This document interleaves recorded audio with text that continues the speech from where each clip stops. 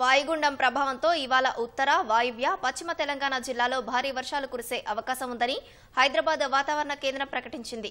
ఈ జిల్లాలకు ఎల్లో హెచ్చరికలు జారీ చేసినట్లు వాతావరణ శాఖ అధికారి రవీంద్ర కుమార్ తెలిపారు. రాగల 12 గంటల్లో వాయుగుండం అల్పపీడనంగా మారే అవకాశం ఉందని ఆయన పేర్కొన్నారు. వాయుగుండం వచ్చేసి తూర్పు విదర్భ మరియు తెలంగాణ పరిసర ప్రాంతాల్లో కేంద్రీకృతమై ఉంది.